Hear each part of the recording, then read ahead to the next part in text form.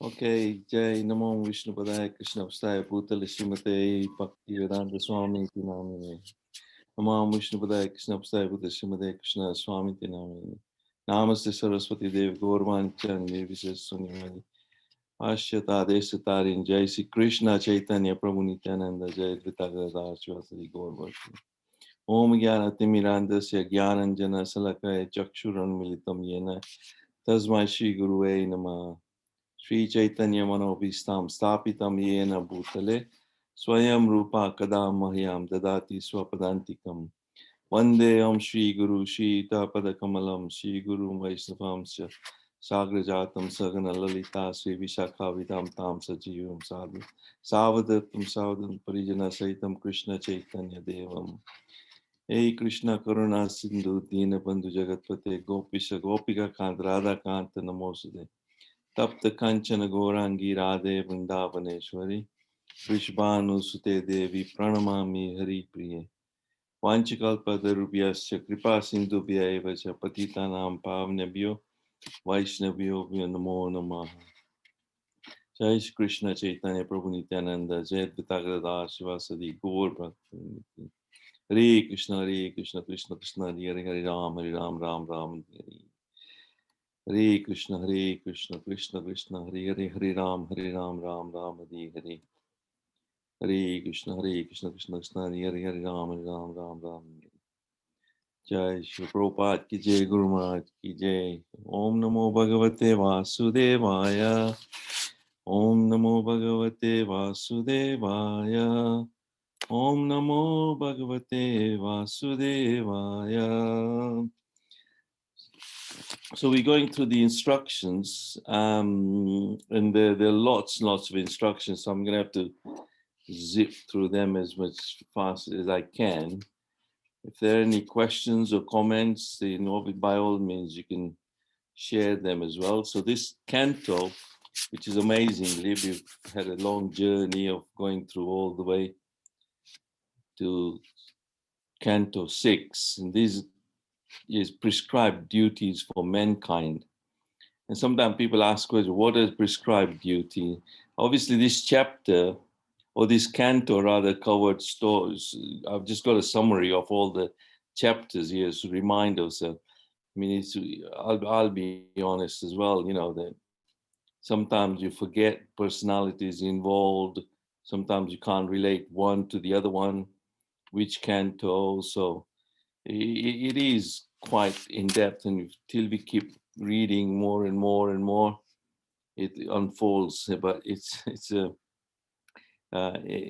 a mammoth task to try to remember everything and all that. But we just take the main points, and we had good opportunity to learn the lessons yesterday, and then today we're just going through instructions quickly. So this canto involved the history of Ajamil, how he gets delivered by the Vishnu Dutas, and then Yamraj starts to instruct his messenger. Then there is also the Hamsa Guhya prayers, which are offered to the Lord by Prajapati Daksha. Narad Muni gets cursed as well by Prajapati because he was instructing the sons to do the right thing, but then Daksha got annoyed. Then he did, obviously he doesn't produce any more sons. It goes for daughters. So lots and lots of daughters which were given away to different personalities like Yamraj and um, Kashyapa. And so then Indra offends his spiritual master Brihaspati, then Narayan Kavach, and then there's Vatshashur, which is amazing pastimes. And there's a crescendo, really, of the Bhagavatam, where the demon-like but devotee, which is Vratasur. And then you have Indra, who is a bit like demigod, but with very materialistic qualities as well. So it clashes there in a big way. And Vritasur's glorious death, Indra inflicted by sinful reactions. So then Indra has to pay for these sinful reactions. Then King Chitraketu, because Suvatrasura is connected because he was Chitraketu in his previous life. So, sorry, and then obviously Mother Parvati curses Chitraketu, so there's with the Lord Shiva. Then Indra is also defending himself from deity's vows, and so there's a lot of things here. So obviously I'll go through this very, very quickly with the instructions. But this picture, depicts Canto 6 Canto Part 1. So I don't know what pastime it would relate to this picture, why that was selected as a cover, front cover. But certainly there's Garuda there, the Vishnu with 6 arms. And who this personality would be, I'm not too sure. Because I get. Who is it? Daksha. Daksha, wonderful. I know I would get the answer from somebody. I'm glad, my brain is getting old now. And then Hare Krishna, your Prabhuji. version of 6 Canto, which is we have different personality here. Again, it's 6 Canto, and the cover, front cover, which is, who would this personality be? I think there was a 3-headed. Vishwarupa. Vishwarupa. Yeah, and he was doing this yagya for who? Indra. And then he was giving away some of the sacrificial whatever to who? The demons. Yeah, the demons. He was being a bit too generous, so then he got into trouble.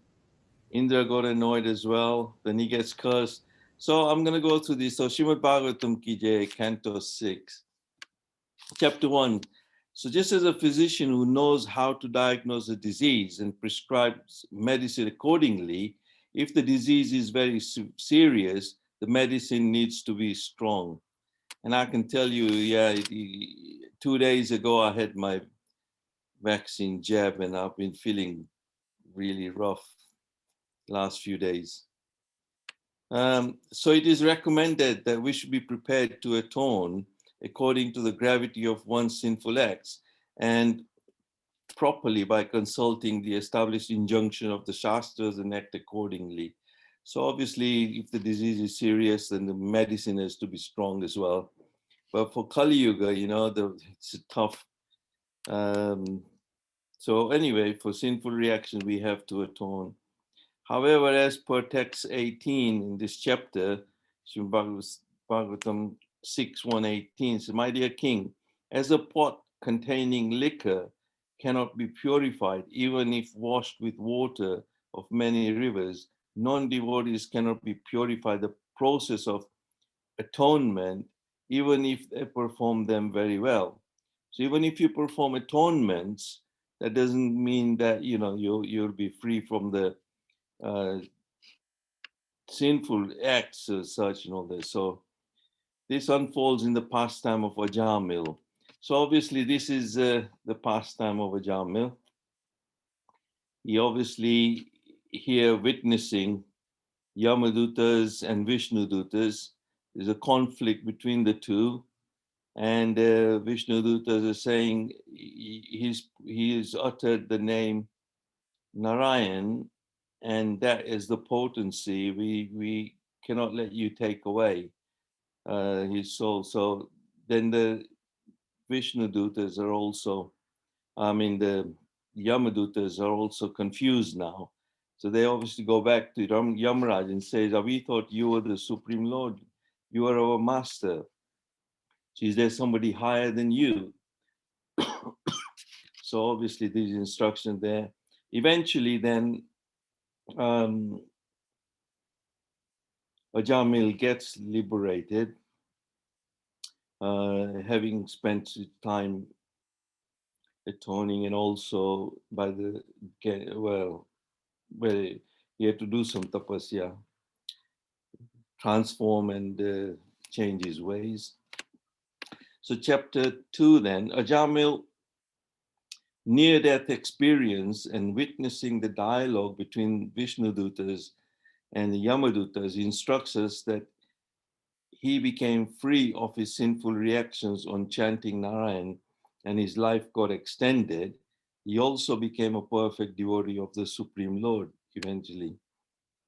So sinful actions actually reduces the lifespan. So we should understand that, any sinful activities can reduce lifespan, whereas living a life of pure devotee can extend your life. If Krishna wants you to live longer, as you say, Krishna wants you to kill, no, nobody can save you. And the other way around as well. Vishnu Dutas disappeared to give Ajamil a chance to glorify the Supreme Lord, which intensified upon separation. So if we are seriously interested in spiritual life, we should be attached to Parodharma, the religious principle by which one becomes a devotee of the Supreme Lord. So say Yato Bhaktir Adokshaje. So this verse is there in the Srimad Bhagavatam as well, that the higher principle is actually devotion. So that which leads you to the love of Supreme Lord is actually the true religion, no other so-called man-made religions, Parodharma. Chapter 3, even Yamraj, who is one of the 12 Mahajans, instructed the Yamadutas return how when anyone chants the holy name of the Lord without offenses, they are no longer subject to his rulings. So if we chant without offenses the names of the Supreme Lord, even Yamraj has no jurisdiction over any of those devotees. So chapter 4 then, as per this verse, my dear Prajapati Daksha, you have performed extreme austerities for the welfare and growth of the world. My desire also is that everyone within this world be happy. I am therefore very pleased with you because you are endeavoring to fulfill my desire for the welfare of the entire world. So obviously his desire and the Supreme Lord's desire actually is on par, or rather matches. So he is being praised. Srila Prabhupada comments here that Prajapati Daksha is trying to benefit the conditioned souls by begetting them to give them a life with a chance for liberation. Liberation means surrender to Krishna. If one begets children with the purpose of training them to surrender to Krishna, fatherhood is very good. Similarly, when spiritual master trains the conditioned souls to become Krishna conscious, his position is successful.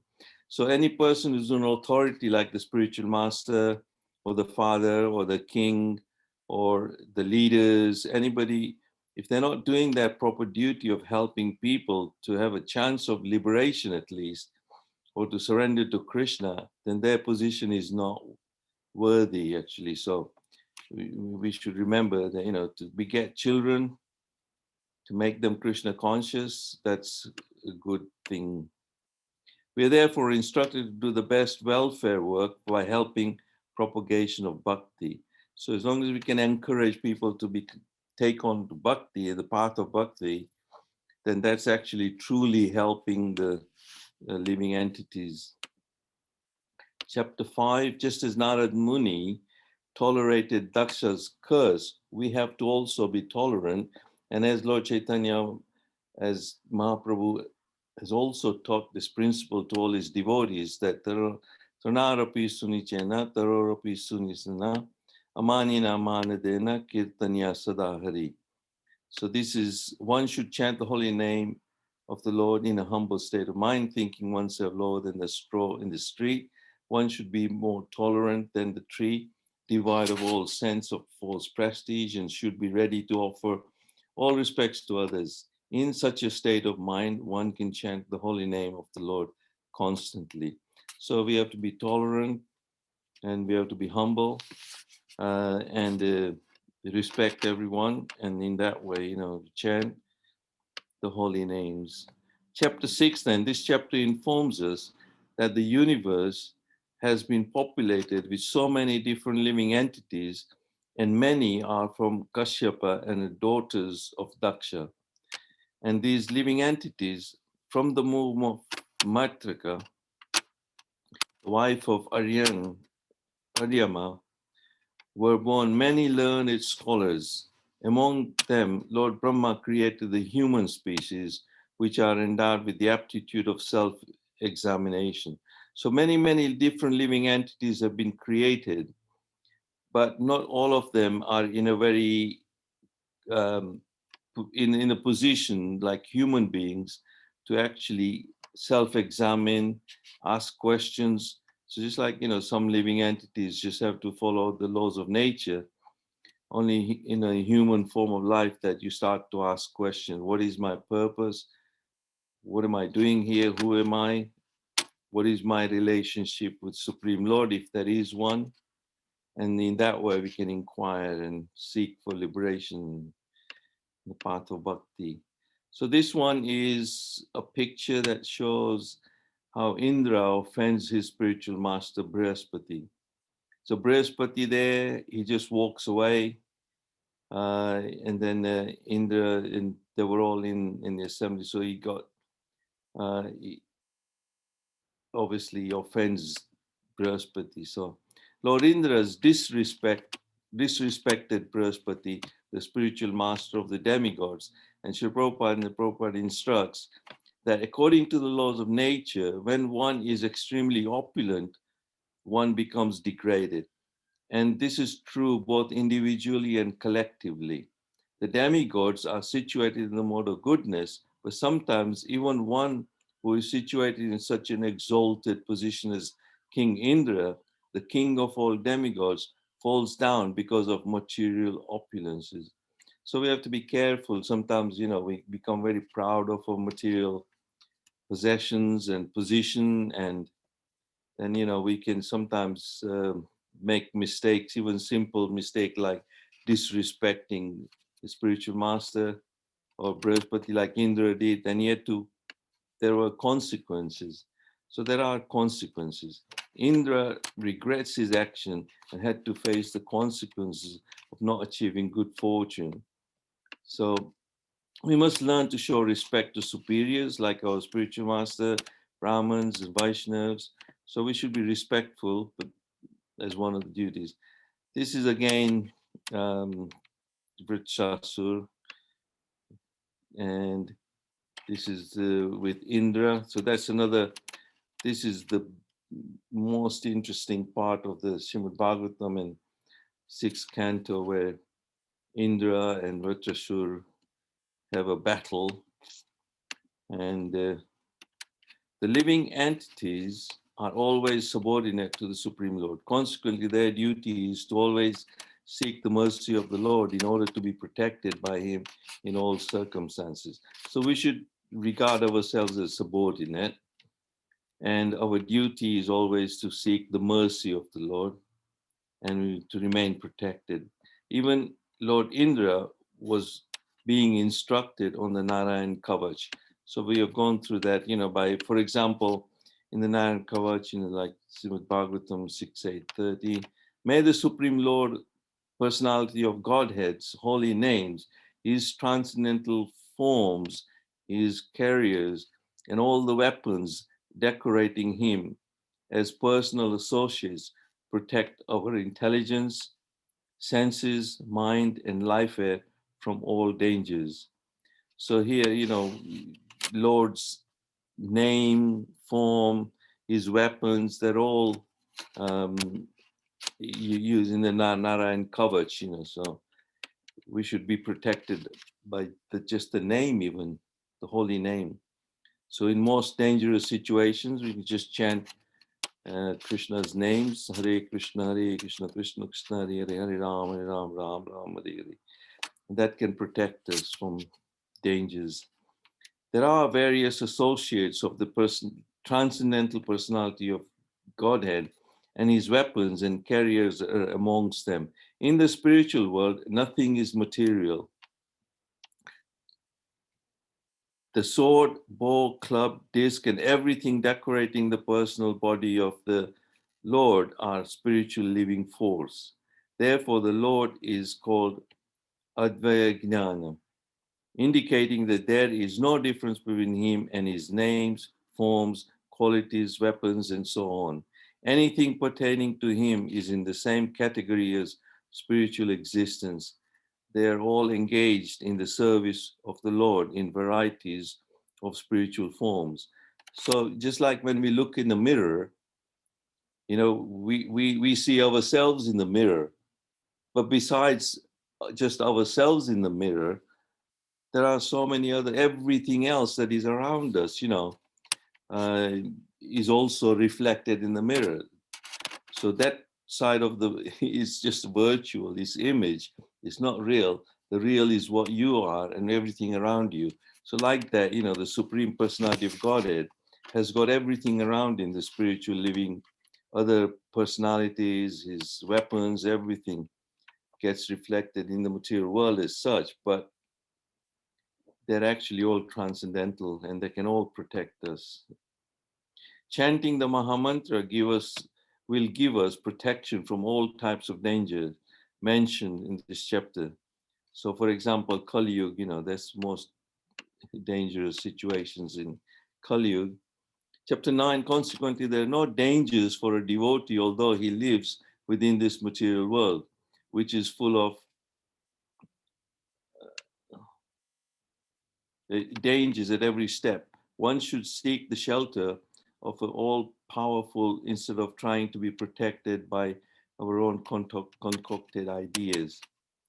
So Srila Madhavacharya says, Lingam eva pashyamam kadachit abhimanastu devanam api saniva praya kalesu nasteva. Kalesu means kali. So Teratam yena sopitu. We are all conditioned to various degrees, but we think that we are God. That is why we cannot understand who God is and see him face to face. So sometimes we want to see God and they challenge, I want to see God face to face. So that kind of arrogance in thinking that we are the God, and that doesn't help us. So an inexperienced man generally does not know what to beg from the Supreme Personality of Godhead. Everyone is under the jurisdiction of the created material world. And no one knows what benediction to ask when praying to the Supreme Lord. People generally pray to be promoted to the heavenly planets because they have no information of Vaikuntha. So just like Dhruva Maharaj also, he was just seeking, the kingdom greater than his father's. But actually, when he actually saw the Supreme Lord face to face, he realized that he was just asking for something that was so insignificant compared to what he would have actually got, his transcendental bliss. And so he actually, we don't know. If we do come face to face, we wouldn't know what to say, what to ask, what to do. Forget about any other devotees. So all contradictions from our perspectives are resolved in all powerful Supreme Lord. So sometimes some things look very contradicting. This even Krishna's position at times was contradicting, but it gets resolved from the transcendental perspective. Our perspective, we see it differently because we see duality, we see right and wrong, and sometimes we think this is right. Why is this happening? But we don't know. From God's or Krishna's perspective, it might be the right thing or the wrong thing or whatever. So as Srila Prabhupada explains, there is no question of material pains or pleasures for either the Supreme Personality of Godhead or his pure devotees, although they are sometimes superficially said to be distressed or happy. One is in Atmaram is blissful in both ways. So in happiness and distress, the Atmaram, they are not affected by such pains and pleasures. So devotees don't suffer. Non-devotees cannot understand the contradictions present in the Supreme Lord or his devotees. Therefore, in the Bhagavad Gita, Lord says, Bhaktyam Janati. That means the transcendental pastimes can be understood through devotional service. To non-devotees, they are inconceivable. So a devotee knows that simply by rendering service to the Lord, he serves everyone. Therefore, devotees are real friends of all living entities. Only the pure devotee can preach the glories of the Lord for the benefit of all conditioned souls.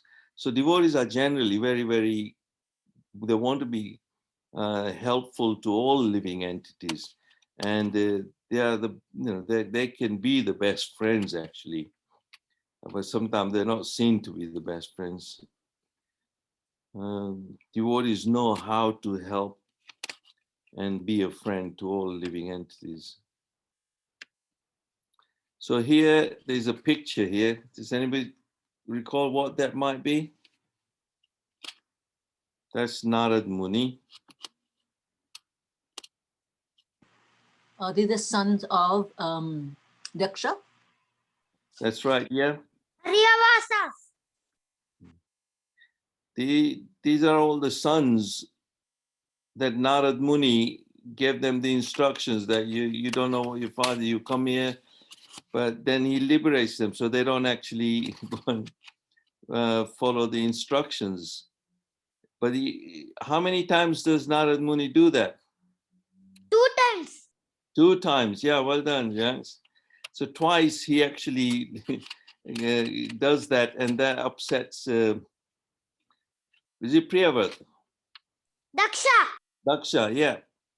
So Daksha, then, he gets annoyed and he curses Narad Muni as a result. What was his curse then? That Narad Muni cannot stay for long in one place. Yeah, so he cannot stay in one place for any length of time. So it's only a certain time. So then Daksha then doesn't produce any more sons as such. He produced lots and lots of daughters, and then the daughters were given away.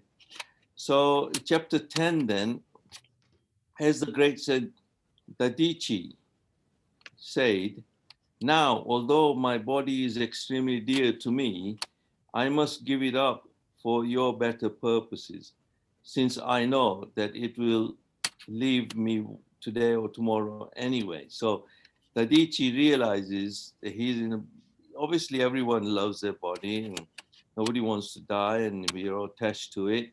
We have to look after it while we still have the body. We have to keep it healthy.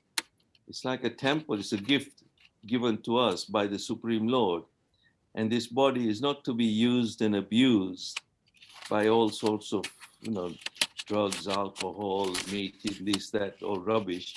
If we take care of it, then it becomes a temple, and this body is dear to everyone. So the deity is saying, my body is extremely dear to me, but I have to give it up for the better purpose. So for a higher purpose to give up the body, that's what the real purpose of the body would be then. So he's going to give one day, today or tomorrow anyway, that time comes. He shows sense of detachment towards the bodily concept. And in this regard, Chanakya Pandit says, Sam nimite varanam tyaga vinase niyate sati. Everything within this material world will be destroyed. And therefore, one should use everything for good purposes. If one is advanced in knowledge, he must always be prepared to sacrifice anything for a better cause. So, everything, they're not just our body, but everything material, everything else we use, we have to respect it, use it properly in Krishna's service. If you have a car, nothing wrong with anything, even if you have lots of money, you can use it in Krishna's service somehow, help other people, help other devotees. And if you have a car, Rolls Royce, drive it to the temple. But you don't have to become, but then we become too proud. So then, we become too proud. So that can distract us actually. So it's better to be just simple, simple living and high thinking. That's what Prabhupada teaches us. So in this regard, a very exalted example was set by Lord Chaitanya Mahaprabhu and the six Goswamis of Vrindavan. So we know that the six Goswamis, of them, Rupa Goswami, Sanatana Goswami, they all worked, for the in a very highly paid positions in the courtyard of these Nawabs and all that. At that time, they were ruling. So they worked there, but then they gave all that up, and they distributed the wealth, Rupa Goswami. But they went to Vrindavan and then, used their position to serve Lord Chaitanya Mahaprabhu.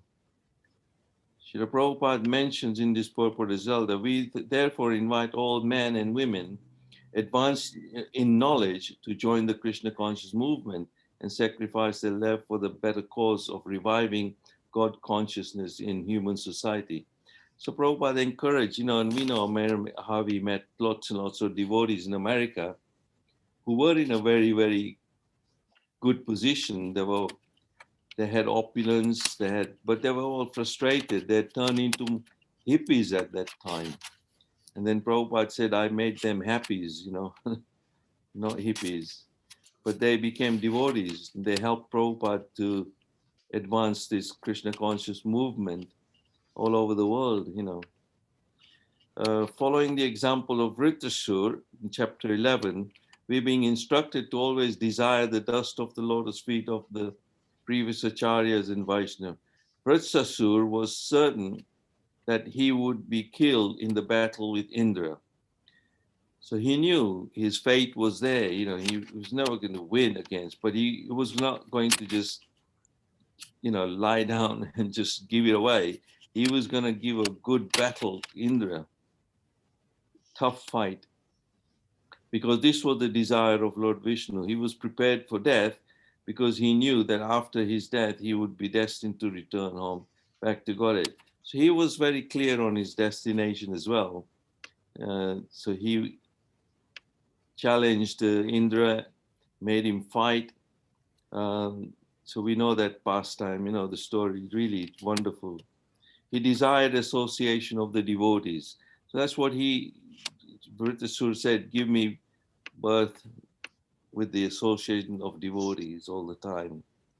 Vritrasur outwardly appeared to be a demon, but inwardly he was a great devotee and therefore a great Brahman. Srila Prabhupada instructs that a Vaishnava is already a Brahman, although a Brahman may not be a Vaishnava. Padma Purana says that Sat Karma Nipuna Vipra Mantra Tantra Visharda Avaishnava Guru Nasyat. So it says Sat Karma Nipuna Vipru. So mantra tantra visharda. So you might know all these mantras and tantras, all these vidhis, but that doesn't make you a Vaishnava qualified to become a guru. So one may be a Brahman in terms of his culture and family, but may be expert in Vedic knowledge. But if he's not a Vaishnava, he cannot be a guru. So unless he knows the Supreme Personality of Godhead, serves him, he cannot be a guru. Lord Indra finally becomes freed from Brahmahatya. Because of his killing a Brahman, he had to really pay for it in a big way. He had to hide in a stem of a lotus 1,000 years. Then he, performing sacrifice according to rules and regulation, worshipping the Supreme Personality of Godhead was the final thing he had to do to become free. This is the pastime of King Chitraketu's Lamentations. King Chitraketu, can anybody want to expand on his pastimes? He had so many wives. Hare Krishna. But what didn't he have? Hare Krishna. King Chitraketu, he had many wives, but he didn't have a son. Then Narad Muni and Angira Muni blessed him to have a son. But the other wives who didn't have sons, they poisoned the child and the child passed away. And then the king and the queen were lamenting. Then again, the sages came to see him and they revived the child, and the child is asking, which parent are you from which birth, because I have had so many births. So this is the picture here. Yeah, but Narad Muni actually brings that soul back in the body, and then. But how did the boy, the son, die? Like that other queens gave him poison at night and he was killed. That's right. Yeah, I mean, he was told that the son will give you happiness, but he'll bring you unhappiness as well. And one of the wives became jealous and envious, and they poisoned the boy, the son, so he, he died. So this is the sort of thing that happens in this material world, when jealousy is there and envy. But then Chitraketu comes to realize that, but that may be the arrangement of the Supreme Lord, Narad Muni, and this is to help him come to some sort of sense of what he should really be doing in his life. So King Chitraketu, the subtle laws of karma, which are controlled by the Supreme Lord, cannot be understood by ordinary conditioned souls. Therefore, Krishna says, the one who can understand him and how he is acting, controlling everything by subtle laws, immediately becomes freed of his grace. So karma, we might not understand sometimes, we think, why is someone suffering? But it's all under the control of the Supreme Lord. From his perspective, we can't understand why someone is happy and someone is not so happy. And so ordinary conditioned souls cannot understand that. So, but those who understand Krishna's, is in Bhagavad Gita, he says, those who can understand my birth and my transcendental activities, they can become free by his grace. Chapter 16, as explained in the Prabhupada in the purport, money belongs neither to one party nor to the other. Money is always money, but in different situations, it can be used as an enemy or a friend. So money is neutral. So like that, everything material and everything is neutral, but it's how we use it and then that depends on the situation. So sometimes situations can become friendly or like an enemy, to us. So just like I would say, 20 pounds or 20, how many thousands of rupees for riyals? We use pounds here. 20 pounds in the hands of a devotee is much better than 20 pounds in the hands of a drug dealer or a criminal. How he's going to use it. So a living entity has no true relationships with the material body he gets from his material father or mother. So living entity has no true relationship with the material body he gets from his. So we have material father and mother. So living entities find themselves as friends or enemies of each other. So sometimes in relationships, we either become friends and enemies, but really, true relationship is only with the Supreme Lord. Our main duty is to capture the opportunity to come in touch with Krishna's representative, a bona fide spiritual master. Under the guidance of a spiritual master, the spiritual father, one can return home back to God. That's why we take initiation, we take a spiritual father. We have a material father. Nobody comes into this world without a father and a mother. So obviously we have material father and mother, but our true life starts when we take on a spiritual father. So this is again the same picture of a boy lamenting. Okay, this is where Chitraketu then meets the Supreme Lord.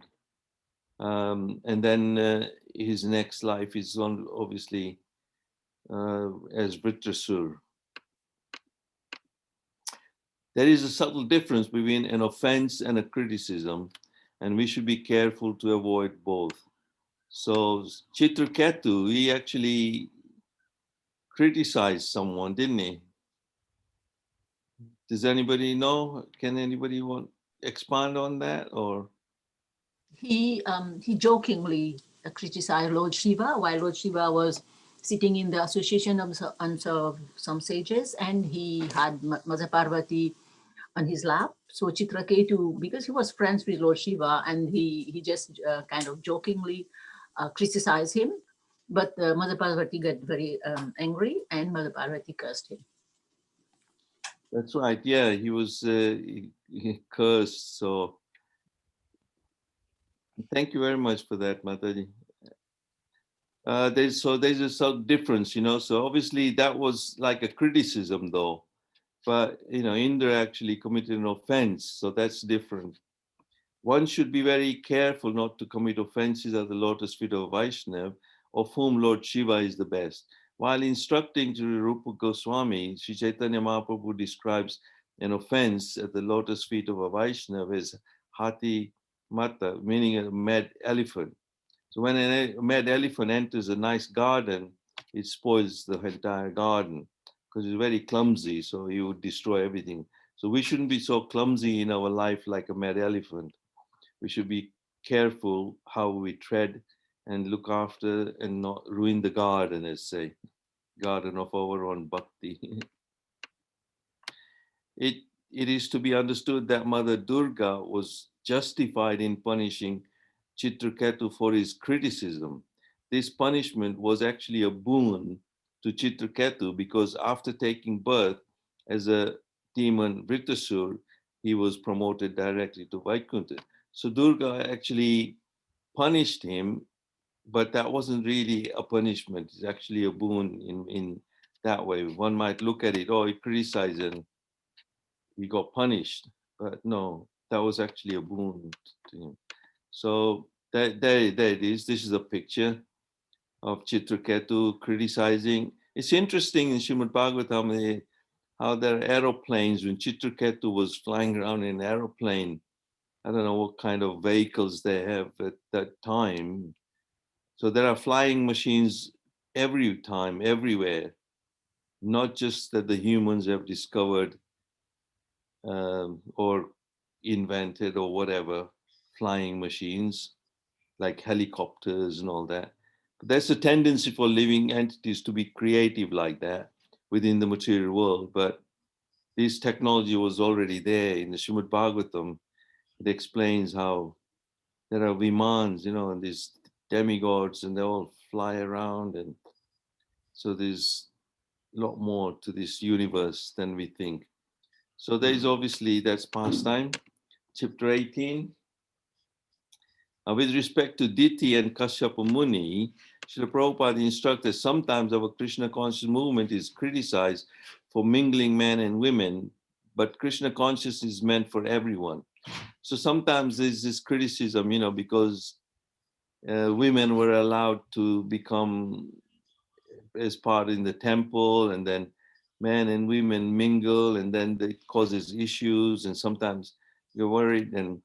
But Prabhupada took that risk and went against that, can sort of, because he realized that Krishna consciousness is actually for everyone, every living entity, not just male or female or anything like that. Everyone should be entitled to have their chance of being liberated and return back home, back to Godhead. So Prabhupada says that, you know, we request all members of Krishna conscious movement, both men and women, not to be attracted by bodily features, but only to be attracted by Krishna. So the purpose of coming to the temples and worshipping is actually to get attracted to Krishna and not to anybody else and all that. Then it causes dangerous situations. Kashyapa Muni's way of instructing Diti negatively are worth taking a note of, especially with the hope that she would become a Vaishnavi. So Kashyapa Muni instructs Diti to do a certain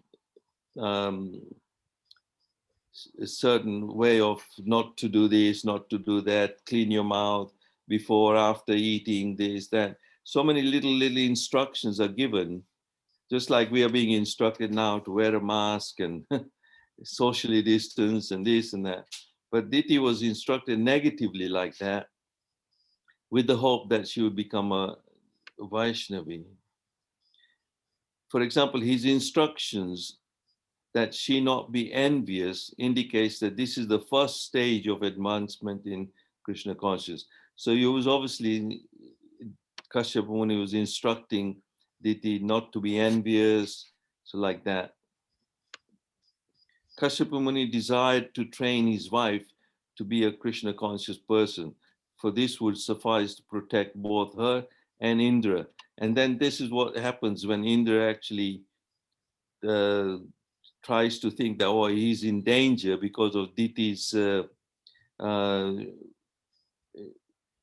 revengeful nature or something. So Indra then plots to actually go and kill her son in her womb or something, you know. So he knew that Diti was planning something. But a person like Indra was also kind of very selfish in a way, thinking of his own protection, and plans this to. So Diti's period of bhakti, because Diti actually performed bhakti for a short time, even then, that actually surpassed also Lord Indra's mystic powers, and he was unable to kill all the mothers in her womb. So although Lord Indra actually went into the womb, when Diti ignored one of the instructions by Kashyapa Muni, she didn't wash her mouth or something after eating or something, and then Lord Indra took that advantage and using his mystic powers, went into her body, and in the womb, he tried to kill the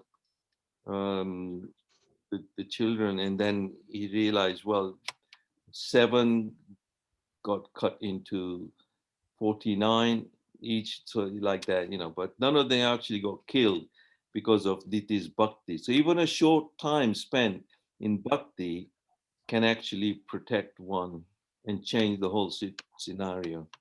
Chapter 19, in this chapter, we're being instructed how to appreciate the Supreme Lord and his devotees. For example, to keep Lakshmi or the riches of the world without the service of the Lord is always dangerous. And for then, Lakshmi becomes an illusory energy. With Lord Vishnu, however, Lakshmi is a spiritual energy. So we're instructed that, you know, we should, by worshipping the Supreme Lord, Lakshmi is always there. So if you desire riches, they'll stay with you. So I think that's it. Srimad Bhagavatam ki jai, 6th Canto ki jai. Well, Very that was quite long. I know Very there were good. a lot of instructions, and any comments, anything, questions? So thank you. Really enjoyed it. Thank you. Good summary. Rianch.